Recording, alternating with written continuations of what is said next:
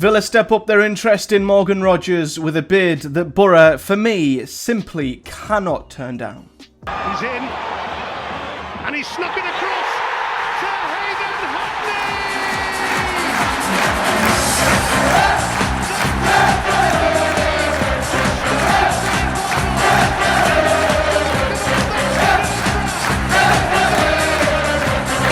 What is up, guys? Matthew here. Welcome back to another video here on the channel, and it's a pretty big news development update on the situation surrounding Boro's Morgan Rogers. Of course, Rogers, who's been one of Boro's biggest signings and biggest stars since joining in the summer for only £1 million from Manchester City, and has grown into quite the player in his 6 months at Boro. He's got the most goal contributions at the club this season. Of course, he scored in our League Cup semi-final defeat to Chelsea last week and has been subject to really big interest from Aston Villa, who up to this point had submitted 2 offers, which we believe were quite far off of where Boro were wanting in their valuation of Morgan Rogers. And we believed that Boro were after somewhere in the region of £10 million. However, it is believed that Aston Villa have come back with a expected third bid, and rumours were circulating that this would be their final bid as well, and it is an improved bid worth up to the region of £15 million, which is 15 times what Boro signed him for only 6 months ago. This is undoubtedly one of the biggest surprises in terms of January business. I don't think anybody would have expected any January business like this in the transfer window. A Boro player who, let's be honest, if the entire Boro team is fully fit, Morgan Rogers wouldn't be a dead cert to start, you would say, on the left-hand side. You'd probably have Riley McGree on the left-hand side in an ideal world. You'd have Jones or Force on the right. You'd have Azaz or Crooks in the middle. It's crazy that Rogers has sort of been able to get game time mostly down to the injury crisis Boro have had, but in fairness to him, he has managed to take his chance. He's shined in the recent couple of months that Boro have struggled and had a really sort of reduced squad, and that is enough to catch the attention of Aston Villa, who are bidding £15 million in the total to bring him in. Now, a lot of neutrals outside of, I guess, Boro and Villa's fan bases just do not understand why this deal is happening. Why a player who hasn't even nailed down a starting position in a championship mid-table side like Boro is getting touted by a team who are fighting for the bloody title in the Premier League this season. But I think the reason is simple, and I think Villa are being pretty clever, because Villa's recruitment, you know, just an outside looking in, is absolutely fantastic. They seem to nail their recruitment more times than not. And I think what Aston Villa are doing here is they've seen a player, and it's a very quiet January window. Let's not forget, it's extremely quiet compared to previous Januaries. And I think Villa have seen that there is a player here who, in the summer, if he continues on the trajectory that he's having with Boro at the moment, Boro might be able to stick another £5 million, maybe even more on his price tag at the end of this season. And there'll probably be a lot more interested parties looking at Morgan Rogers in the summer, and Villa might have to face more competition at the end of the season. So I think what Villa are doing here is they're sort of looking into the future, predicting the type of player Morgan Rogers is going to turn into, and they're jumping the queue and getting him secured in January so they don't have to fuss around with competition, other Premier League clubs, whatever. And it can be a much more smoother process bringing him in now than it would be in a couple of months' time. And I guess with the limited spending that Premier League clubs have at the moment with FFP, they can't go blitzing 50-60 million on players like they can.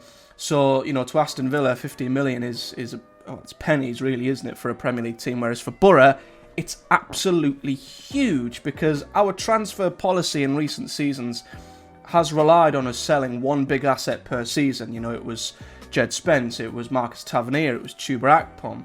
And I think everyone was just assuming that the one member of Boro's squad who we'd need to sell to, you know, stay sustainable and on the right side of FFP would be Hayden Hackney. The fact that it's Morgan Rogers it's just come out of nowhere. But I can see why Villa are wanting to jump the queue, and I can see why Boro have got a price on him and are pushing. And I think what Boro have done has been absolutely fantastic. I think a lot of Boro fans in the past would have, I think, maybe been a little upset that Boro have maybe rolled over too easy and sold players for a lot less than their value. And the fact that Boro have stuck to their guns, they've said to Aston Villa, this is what we want. And Villa have finally, at the third time of asking, what I think put forward a very, very good bid. I think it's great for Boro. It's fantastic work by our recruitment team to pick a player who we've signed for only 1 million and potentially sell him on for 15 times that in 6 months. It's ridiculous business for a club like ours, and it's simply a deal we can't turn down. You know, for me, Boro take the money, they snap Aston Villa's hand off here, and they say thank you very much. And I think there's a couple of reasons for that. The first one is striking the iron while it's hot, because, let's be fair, Morgan Rogers is on an uphill trajectory at the moment, and his stock is, as we can tell, pretty high. All it would take is an injury, a bad run of form, or something to knock him out of the squad for the remainder of the season, and then suddenly in the summer, no one's bothered. The Premier League clubs will start looking at other targets who are probably worth 10 times what Morgan Rogers is worth, and they'll focus on that. But in a window as quiet as this, where they're a lot more limited to what they can do, they pick out a player like Morgan Rogers. Boro simply have to accept. You know, we've made so much money on him in 6 months. Of course, we want to see his full potential in a Boro shirt. We want to see where he'll develop. I've fully enjoyed Morgan Rogers between, you know, the start of the season and now, and I will be very, very sad to see him go. But for our football club, this is a ridiculous, ridiculous deal, and a huge credit to Kieran Scott for holding out and potentially getting us this deal, and the coaching staff for bringing in a player for next to nothing and bringing him to a point to which clearly he's impressing some pretty big sides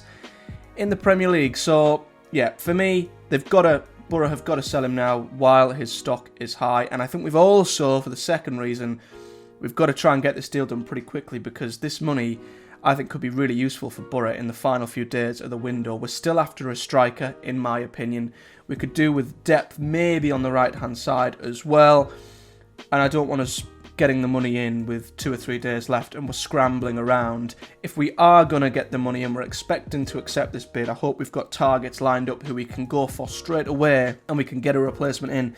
Or not necessarily even a replacement for Morgan Rogers, because as I say, he probably wouldn't even start in Boro's proper 11 with McGree and Azaz, who you could say is his replacement, ironically, from Aston Villa as well this window. So Boro could maybe put their focus elsewhere and get that striker that we desperately need. And there's so many teams in the Championship who will be wanting that same striker, but there won't be any Championship teams who'll potentially be getting a big wad of cash through the door this month like Boro. Like I say, it's been such a quiet month. Boro are going to be given a huge chunk of money that a lot of other Championship clubs do not have at the moment, and that would put us in a very strong position, I think, to get the player we want this month, if we can find the right one, of course. So yeah, this is big news. I think it's a bid we've simply got to accept. We have to remember 15 million includes add-ons, so I think Villa maybe are going to be paying I guess the initial fee in instalments. The add-ons will be bonuses, so they won't be getting paid to Boro straight away. That will depend on how well Morgan Rogers does at Aston Villa, and there is the sell-on fee that Manchester City have in the transfer as well, so they'll be getting a chunk of this too. So Boro can't be expecting 15 million.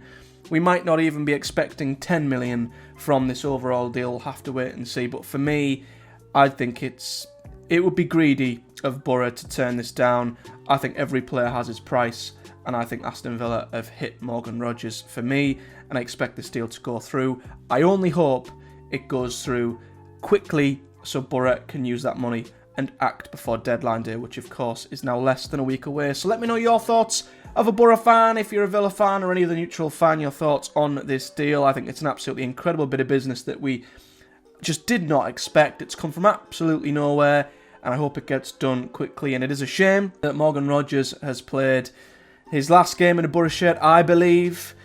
But for me, as soon as he's a Villa player, I'm not bothered what they do with him, whether he's needs loaning out, whether he doesn't get in the Villa team. That's not our concern. Our concern is getting the money in and potentially timesing our investment in Morgan Rogers by possibly up to 15 times in only 6 months. It's ridiculous.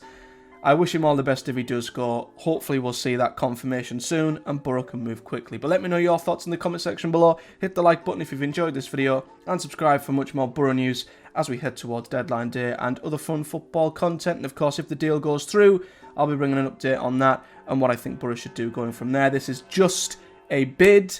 It has been reported by David Ornstein of The Athletic and Fabrizio Romano. So it's happening, it's on, I think it'll happen. I hope it happens for our sake, and if it does, I wish Morgan Rogers all the best. But watch this space to see what happens in the coming days. But until then, a big thank you for watching, guys. Do take care, and I'll see you all in the next one.